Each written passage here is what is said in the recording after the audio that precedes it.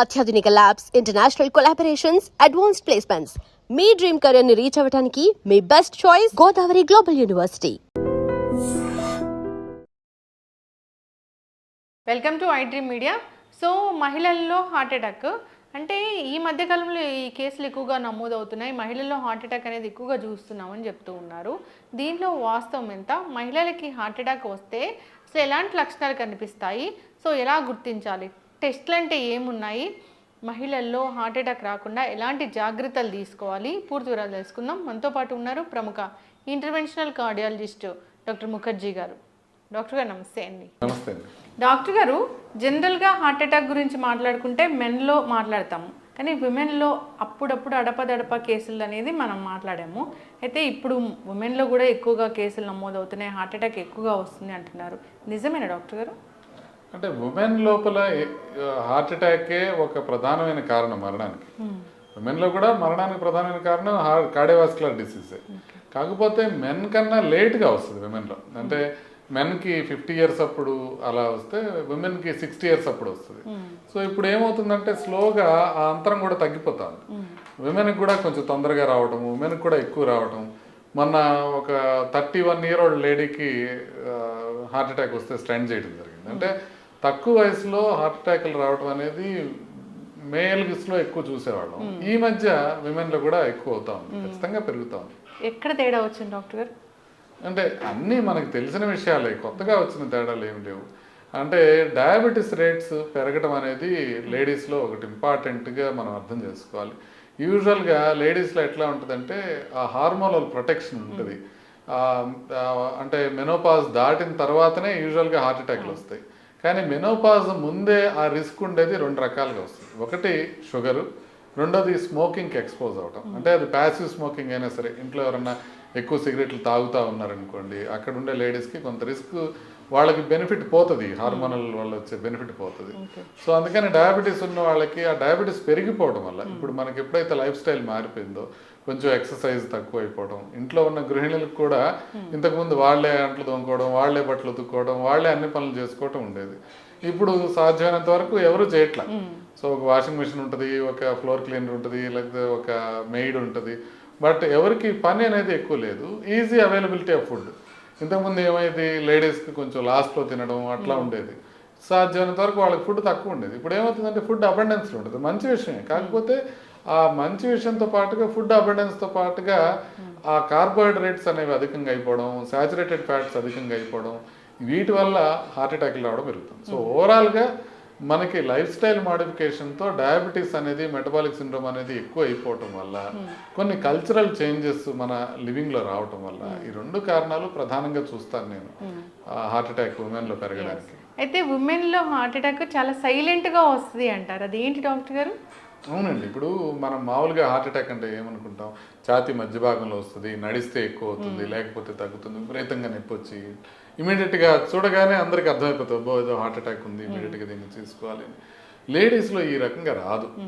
లేడీస్లో ఏ విధంగా వస్తుంది అని అంటే కొంచెం ఆయాసం రావడం, లేకపోతే కొంచెం బ్యాక్ ఏక్ రావడము, కొంచెం గ్యాస్ లాగా రావడము, ఆ సిమ్టమ్సే డిఫరెంట్గా ఉంటాయి. అంటే వాళ్ళు ఎక్స్ప్రెస్ చేయడంలో డిఫరెంట్ అని కాదు, సిమ్టమ్సే కొంచెం డిఫరెంట్గా ఉంటాయి. సో మేల్స్కి వచ్చినట్టుగా అట్లా క్లాసిక్గా రావు, కొంచెం డిఫరెంట్గా వస్తాయి. అందుకనే లేడీస్లో గుర్తుపడటం కష్టం అయిపోతుంది. సైలెంట్ హార్ట్ అటాక్స్ కూడా లేడీస్లో ఎక్కువ. నార్మల్గా సైలెంట్ హార్ట్ అటాక్స్ డయాబెటీస్ ఉన్న వాళ్ళకి, హైపర్ టెన్షన్ ఉన్న వాళ్ళకి, ఏజ్ ఎక్కువ అట్లా ఉంటుంది. అట్లాగే లేడీస్లో కూడా సైలెంట్ హార్ట్ అటాక్స్ ఎక్కువ వస్తాయి. సో దాంతోపాటుగా ఈ లక్షణాలు ఉంటాయి అన్నమాట, డిఫరెంట్గా వస్తాయి కొంచెం. ఎస్పెషల్లీ షుగర్ ఉన్న లేడీస్లో అసలు చాలాసార్లు హార్ట్ అటాక్ వచ్చిందనేది తెలియకపోవచ్చు. సో అందుకనే ముందుగా చెకప్ చేసుకోవడం, కొంచెం ఎక్కువగా ఆలోచించడం. అంటే ఇప్పుడు మనం ఏంటంటే లేడీ అనగానే 35 years లేడీ వచ్చింది, ఆవిడకి చెస్ట్ పెయిన్ అనగానే ముందు కార్డియాలజిస్టులు, ఫిజిషియన్స్ అందరూ కూడా ఈవిడికి ఏదో గ్యాస్ అయి ఉంటుంది, ఈవికి హార్ట్ అటాక్ అయి ఉండదు అనేది ముందే ఒక అభిప్రాయానికి వస్తారు. అందుకని డయాగ్నోసిస్ కూడా కష్టం అయిపోతుంది. సస్పెషన్ తక్కువ ఉంటుంది కాబట్టి డయాగ్నోసిస్ కష్టం అవుతుంది. సో అందుకే ట్రీట్మెంట్ కూడా డిలే అవుతుంది. సో లేడీస్లో హార్ట్ అటాక్ వస్తే కనుక వాళ్ళలో ట్రీట్మెంట్ డిలేస్ అనేవి కామన్. దాంతోపాటుగా కొన్ని పరిశోధనలు ఈవెన్ వెస్ట్రన్ కంట్రీస్లో లేడీస్ అనేటప్పటికీ ట్యాబ్లెట్స్ కూడా కరెక్ట్గా వెళ్ళవు, వాళ్ళకి ప్రొసీజర్లు కూడా కరెక్ట్గా జరగవు. యాంజియోప్లాస్టీలు కావచ్చు, స్టెంటింగ్లు కావచ్చు, ఇవన్నీ టైంకి జరగటం కానివ్వండి, పూర్తిగా జరగటం కానివ్వండి, వీటిల్లో ఈ ఈ మగ ఆడ అనే అంతరాలు ఈవెన్ అభివృద్ధి చెందిన దేశాల్లో కూడా ఉన్నాయి. ఈవెన్ మన దేశంలో కాకుండా మిగతా దేశాల్లో కూడా ఉన్నాయి. సో అట్లా కొంచెం లేడీస్లో గుర్తుపట్టడం కష్టమే కాకుండా ట్రీట్మెంట్ కూడా కొంచెం కష్టం అవుతుంది. ఓకే, ఇప్పుడు ఈ డయాబెటీస్, ఈ బీపీ ఇలా ఉన్న మహిళలు అసలు ఎన్నాళ్ళకు ఒకసారి టెస్ట్ అనేది చేయించుకోవాలి? ఈసీజీ కానీ ఇట్లా గుండెకి సంబంధించిన టెస్టులు కానీ అసలు ఎలాంటి టెస్టులు ఉన్నాయి? అంటే 40 years దాటితే లేడీస్ అందరూ కూడా ఒకసారి ఎకో టీఎంటీ అనే 2 టెస్టులు చేయించుకొని చూసుకోవాల్సి ఉంటుంది. అవి కనుక బాగున్నాయనంటే యూజువల్గా ఇమీడియట్గా మనం ప్రమాదం ఉండే అవకాశం తక్కువ. ఈ టెస్ట్లో కూడా ఎట్లుంటాయంటే టీఎంటీల్లో లేడీస్లో ఫాల్స్ పాజిటివ్స్ కొంచెం ఎక్కువగా ఉంటాయి. ఫాల్స్ పాజిటివ్ అంటే ఏంటంటే టీఎంటీ అబ్నార్మల్ ఉంటుంది కానీ యాంజియోగ్రామ్ నార్మల్ ఉంటుంది. అంటే వాళ్ళలో బ్లాక్స్ లేకపోయినా కూడా టీఎంటీ అబ్నార్మల్ వస్తుంది. దీన్ని ఫాల్స్ పాజిటివ్ అంటారు. అది లేడీస్లో చాలా కామన్గా ఉంటుంది. సో అందుకని ఈ టెస్టుల మీద కంప్లీట్గా రిలై కాలేము. బట్ బేసిక్ టెస్టులు అవైతే చేయించుకోవాలి. అది 40 years దాటిన తర్వాత అందరూ చేయించుకోవడంతో పాటుగా నొప్పి ఉన్నా, ఆయాసం వస్తున్నా, ఇంట్లో రిస్క్ ఫ్యాక్టర్స్ ఎక్కువ ఉన్నాయి, అంటే బీపీ, షుగర్, కొలెస్ట్రాల్ ఇలాంటి risk factors, genetic risk factors ఎక్కువ ఉన్నప్పటికీ కూడా వాళ్ళు కొంచెం ముందే చేయించుకోవాల్సిన 40 years దాకా ఆగకుండా ముందే చేయించుకోవాల్సిన అవసరం ఉంటుంది. సో సిమ్టమ్స్ ఉన్నా, రిస్క్ ఫ్యాక్టర్స్ ఉన్నా, 40 years దాటినా ఈ 3 సందర్భాల్లోనూ లేడీస్ మెయిన్ ఈ 2 టెస్టులు ఎక్కువను టీఎంటీ 2 చూసుకుంటే సరిపోతుంది. ఓకే, అయితే ఇప్పుడు 30-35 years వాళ్ళకి హార్మోన్స్ అనేవి మమ్మల్ని ఏదైతే ప్రొటెక్ట్ చేస్తాయో అవి ప్రొటెక్ట్ చేయవా ఈ హార్ట్ అటాక్ నుంచి? అయితే అంటే ప్రొటెక్ట్ చేస్తాయి. అందుకే మెనోపాజ్ వరకు ఈ ఏజ్లో ఉన్న వాళ్ళకి హార్ట్ అటాక్లు తక్కువ వస్తాయి. కాకపోతే ఈ 2 కారణాలతో షుగర్ ఉన్నా కూడా అది నలిఫై అయిపోతుంది. అట్లాగే ప్యాసివ్ స్మోకింగ్ ఉన్నాయి, యాక్టివ్ స్మోకింగ్ చాలా తక్కువ ఇంకా లేడీస్లో, బట్ ప్యాసివ్ స్మోకింగ్ ఉన్నా కూడా అది నలిఫై అయిపోతుంది. అట్లా కాకుండా కొన్ని వేరే ఫ్యాక్టర్స్ ఉన్నాయనుకోండి, వాళ్ళకి కొలెస్ట్రాల్ ఉండొచ్చు, బీపీ ఉండొచ్చు, ఒబెసిటీ ఉండొచ్చు, మానసిక ఒత్తిడి ఉండొచ్చు, ఇవన్నిటితో కూడా రిస్క్ పెరుగుతుంది. సో రిస్క్ ఫ్యాక్టర్స్ లేకపోతే సంగతి ఇది మనకి హార్మోనల్ ప్రొటెక్షన్. రిస్క్ ఫ్యాక్టర్స్ ఉన్నప్పుడు హార్మోనల్ ప్రొటెక్షన్ అంత బాగా పనిచేయదు. సో అందుకని వచ్చే అవకాశం ఉంటుంది. ఇప్పుడు ఈ కోవిడ్ వ్యాక్సిన్, కరోనా వచ్చింది, చాలా ట్రీట్మెంట్ తీసుకున్నారు, స్టెరాయిడ్స్ ఇచ్చారు అనేది వీళ్ళకి కూడా వర్తిస్తుందా? అందరికీ వర్తిస్తుంది, లేడీస్కి కూడా వర్తిస్తుంది. యాక్చువల్లీ లేడీస్లో కూడా మనకి ఈ కోవిడ్ తరహా లక్షణాలు కానివ్వండి, కోవిడ్లో ఎఫెక్ట్ అవ్వడం కానివ్వండి, ఎస్పెషల్లీ ఒబీస్ లేడీస్, లావుగా ఉండే వాళ్ళకి చాలా ఎక్కువగా వచ్చినాయి problems. So vaccine side effects కూడా, అంటే కోవిషీల్డ్ లాంటి వ్యాక్సిన్తో వచ్చే సైడ్ ఎఫెక్ట్స్, బ్లడ్ క్లాట్స్ అనేవి లేడీస్లో అధికంగా ఉన్నాయి. అది ఆల్మోస్ట్ వాళ్ళలో 60% ఉంటే 40% మేల్స్లో ఉన్నాయి. కాకపోతే ఇప్పుడు మనం చూస్తున్న సడన్ కార్డియక్ డెత్స్లో, అన్ని సడన్గా ఆకస్మిక మరణాలు ఏదైతే చూస్తున్నాం, వీటిలో ప్రిడామినెంట్గా మేల్సే ఉండటం వల్ల మనకేమర్థం అవుతుందంటే మేబీ వ్యాక్సిన్ వల్ల కాదేమో అని. ఎందుకంటే వ్యాక్సిన్ లేడీస్లో ఎక్కువ ప్రాబ్లమ్స్ క్రియేట్ చేసింది, మేల్స్లో తక్కువ ప్రాబ్లమ్స్ క్రియేట్ చేసింది. కానీ ఇప్పుడు వస్తున్నది స్టిల్ మేల్స్లోనే ఎక్కువ వస్తుంది. సో అందుకని ఇది వ్యాక్సిన్ వల్ల కాదేమో అనేది మనకు అర్థమవుతుంది. ఈ రీసెంట్గా మీరు ఒక ఆర్టికల్ రాశారు, అంటే డెలివరీ తర్వాత ఉమెన్ చాలా జాగ్రత్తలు తీసుకోవాలి, వాళ్ళల్లో కూడా హార్ట్ ఇష్యూస్ అనేవి వచ్చేది ఉందని. అది ఎట్లా డాక్టర్ గారు? అంటే లేడీస్కి మాత్రమే స్పెసిఫిక్ కొన్ని జబ్బులు ఉంటాయి. దాంట్లో ఇది ఒకటి కామన్ జబ్బు అనమాట. దాన్ని పెరిపార్టమ్ కార్డియోమయోపతి అంటారు. పెరిపార్టమ్ కార్డియోమయోపతి అంటే డెలివరీ అయ్యే 1 నెల ముందు కానీ, ఒక 3 నెలల తర్వాత కానీ సడన్గా గుండె వీక్ అయిపోతుంది.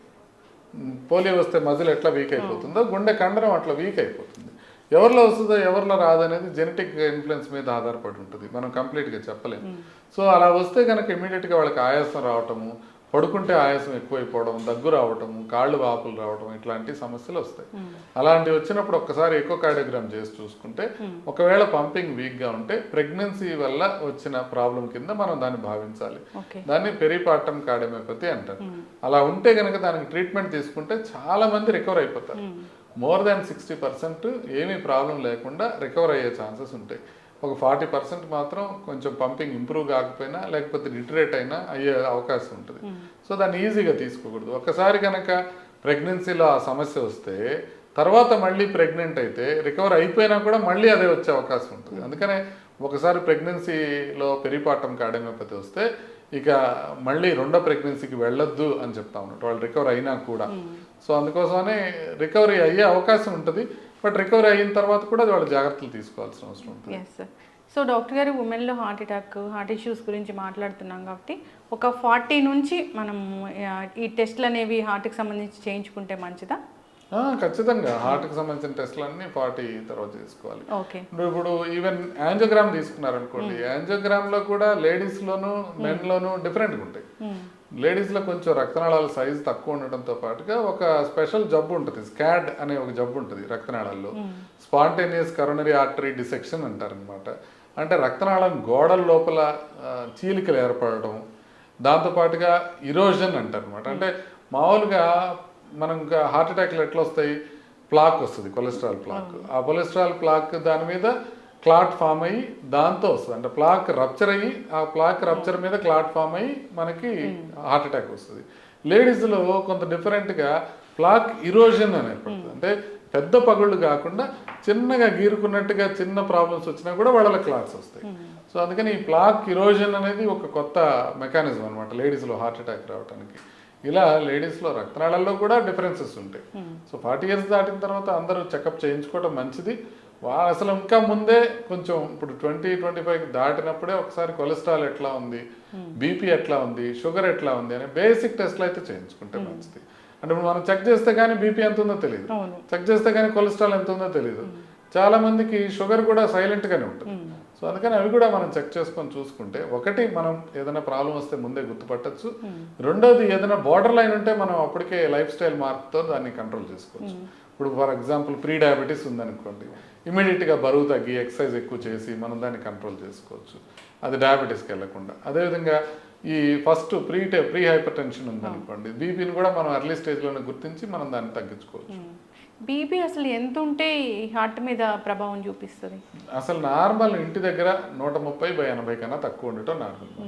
130/80 కన్నా ఇంటి దగ్గర ఎక్కువ ఉన్నా, 140/90 డాక్టర్ దగ్గరికి వెళ్ళినప్పుడు ఉన్నా అది మనకి హార్ట్ పైన ఎఫెక్ట్ కలిగిస్తుంది. అంటే హార్ట్ అటాక్ వచ్చే అవకాశాన్ని అది 24% పెంచుతుంది. స్ట్రోక్ వచ్చే అవసరం, పక్షవాతం వచ్చే అవకాశాన్ని 42% పెంచుతుంది అది. అందుకే మనం బీపీ ఉందంటే ఖచ్చితంగా దాన్ని ట్రీట్ చేసుకోవాల్సిన అవసరం ఉంది. ఉమెన్కి కూడా అదే, ఉమెన్కి కూడా అంతే ఉంటుంది, సేమ్ లెవెల్స్, మనకి బీపీ లెవెల్స్ సేమ్గా ఉంటాయి. ఓకే. అంటే ఎప్పుడైనా 130 ఉండి లేదా 120 ఉండి ఈ డయాస్టాలిక్ అనేది 90 ఉంటే అది అబ్నార్మలే, 80 కన్నా తక్కువ ఉండాలి. సో ఎప్పుడు చిన్న వయసులో ఏంటంటే సిస్టాలిక్ అనేది నార్మల్ ఉండి డయాస్టాలిక్ ఎక్కువ ఉంటుంది. అది కామన్, 130/90 అనేది కామన్, బట్ అది అబ్నార్మల్. సో ఏజ్ పెరిగే కొద్ది, ఇప్పుడు 70 years వచ్చినాయి అనుకోండి, అప్పుడు ఎంత ఉంటుంది అంటే 150/60 అట్లా ఉంటుంది. అంటే అది సిస్టాలిక్ ఎక్కువ ఉంటుంది, డయాస్టాలిక్ తక్కువ ఉంటుంది. వాళ్ళకి ట్రీట్ చేయడం ఇంకొక ప్రాబ్లం, ఎందుకంటే వాళ్ళకి సిస్టాలిక్ ట్రీట్ చేద్దామని ట్రై చేస్తే డయాస్టాలిక్ పడిపోతూ ఉంటుంది. సో అందుకని ఆ జాగ్రత్తలు తీసుకొని డయాస్టాలిక్ పడిపోకుండా వాళ్ళకి ట్రీట్ చేయాలి. ఓకే. అయితే డాక్టర్ గారు, ఈ కార్డియాక్ అరెస్ట్ అని చెప్తారు కదా, హార్ట్ అటాక్ వేరు కార్డియాక్ అరెస్ట్ వేరు కదా, అయితే కార్డియాక్ అరెస్ట్ కూడా ఉంటుందా ఉమెన్లో? కార్డియాక్ అరెస్ట్ కదా సార్, ఉమెన్ లో కూడా ప్రధానంగా చనిపోయే అవకాశం కార్డియాక్ అరెస్ట్. అంటే సడన్ గా ఒక 6 minutes ముందంతా మంచిగా ఉంటారు, అప్పటికప్పుడు హార్ట్ ఆగిపోవడం అట్లా జరుగుతుందా? హార్ట్ అటాక్ వచ్చిన మొదటి గంటలో చనిపోయే అవకాశం చాలా ఎక్కువ ఉంటుంది. మొదటి గంటలో అంటే హార్ట్ అటాక్ వచ్చిన తర్వాత మనం హాస్పిటల్కి వెళ్ళే లోపల చనిపోయే వాళ్ళు చాలా ఎక్కువ మంది ఉంటారు. సో అందుకోసమని హార్ట్ అటాక్ వచ్చినప్పుడు కార్డియాక్ అరెస్ట్ వచ్చే లోపల ముందు హాస్పిటల్కి చేరుకోవాలి. అందుకే హార్ట్ అటాక్ సివియర్ పెయిన్ ఏదైనా వస్తే ఇమ్మీడియట్గా హాస్పిటల్కి రీచ్ అవ్వడం అనేది చాలా ఇంపార్టెంట్. ఓకే. అసలు ఉమెన్కి హార్ట్ ఇష్యూసే రాకూడదు అంటే జాగ్రత్తలు ఏముంటాయి? మెన్ ఏ విధమైన జాగ్రత్తలు తీసుకోవాలో ఉమెన్ కూడా అదే జాగ్రత్తలు తీసుకోవాలి. అంటే ఆహారం విషయంలో జాగ్రత్తలు తీసుకోవటం, బరువు జాగ్రత్తగా మెయింటైన్ చేసుకోవటం, వ్యాయామం రెగ్యులర్గా చేసుకోవటం, మనం మానసిక ఒత్తిడి తగ్గించుకోవటం, నిద్ర సరిగ్గా పోవటం, ఇవి ఏదైతే మగవాళ్ళలో ఉపయోగపడతాయో అదే లేడీస్లో కూడా ఉపయోగపడతాయి. సో కాకపోతే ఓన్లీ అడ్వాంటేజ్ ఏంటంటే ఇప్పుడు దాకా లేడీస్కి వ్యసనాలు చాలా తక్కువ, ఇండియాలో వ్యసనాలు తక్కువ ఉంటాయి లేడీస్కి. దానికి తోడు కొంత కష్టపడి పని చేస్తారు మెన్ కన్నా కూడా. ఇప్పుడంతా అదే మనం అనుకున్నట్టుగా తగ్గిపోతూ ఉంది. సో అందువల్ల కొంత సహజ సిద్ధమైన అడ్వాంటేజెస్, హార్మోనల్ అడ్వాంటేజ్ కాకుండా ఈ అడ్వాంటేజెస్ కూడా ఉంటాయి.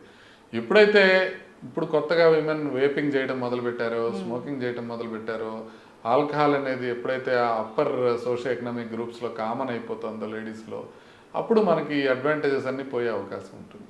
ఓకే. అయితే సిటీ కరోనరీ యాంజియో అని ఆ మధ్య ఓ, ఎక్కువగా విన్నాము. అది ఒకసారి చేయించుకుంటే 3 ఏళ్ల వరకు భయం లేకుండా ఉంటుందా డాక్టర్ గారు? సిటీ కరోనరీ యాంజియోగ్రామ్ నార్మల్ ఉంటే 5 ఏళ్ల వరకు యూజువల్గా పెద్ద పట్టించుకోవాల్సిన అవసరం ఉంటుంది. సో యూజువల్గా సిటీ కరోనరీ యాంజియోగ్రామ్ నార్మల్ ఉంటే ఈ ప్రాబ్లం వచ్చే అవకాశం తక్కువ. కాకపోతే అట్లనే సిటీ కరోనరీ యాంజియోగ్రామ్లో కాంట్రాస్ట్తో పాటు రేడియేషన్ కూడా ఉంటుంది. సో అందుకని రెగ్యులర్గా అవసరం లేదు, భయపడి చేసుకోవాల్సిన అవసరం లేదు. ప్రెగ్నెన్సీలో చేయకూడదు, సిటీ అనేది చాలా డేంజరస్. సో అందుకోసమని మనం చాలా జాగ్రత్తగా చూసుకొని ఒకవేళ అవసరం అని అనుకుంటే చేసుకోవచ్చు సిటీ కరోనరీ యాంజియోగ్రామ్. ఎస్, చక్కటి ఇన్ఫర్మేషన్ డాక్టర్ గారు. ఉమెన్ తన హెల్త్ గురించి తాను ఆలోచించుకోవాలి. సో ఎప్పుడైనా ఉమెన్ ఎలా ఉంటారంటే ఇంట్లో అందరి హెల్త్ గురించి ఆలోచిస్తారు కానీ తను ఒక టెస్ట్ చేయించుకోవాలన్నా చేయించుకోరు. సో ఫోకస్ పెట్టాలి హెల్త్ మీద. ఖచ్చితంగా తను కూడా హాస్పిటల్ వెళ్ళాలి, టెస్టులు చేయించుకోవాలి. డాక్టర్ని సంప్రదిస్తే తెలుస్తుంది అసలు అవసరమా లేదా అనేది. ఇప్పుడు దాకా లేడీస్ ఎట్లుంటుందంటే మనకు బ్రెస్ట్ క్యాన్సర్ ఉందా లేదా, లేకపోతే ప్యాప్ స్మియర్ చేయించుకున్నావా లేదా, దీని మీద కాన్సన్ట్రేషన్ ఉంటుంది కానీ హార్ట్ చెకప్ చేయించుకున్నావా లేదా అనే కాన్సన్ట్రేషన్ ఉండదు. ఇప్పటి నుంచి అది కూడా జాగ్రత్తలు తీసుకుంటే బాగుంటుంది. చక్కటి ఇన్ఫర్మేషన్ డాక్టర్ గారు. ఫాలో అవ్వాలని కోరుకున్నామండి. ధన్యవాదాలు. నమస్తే.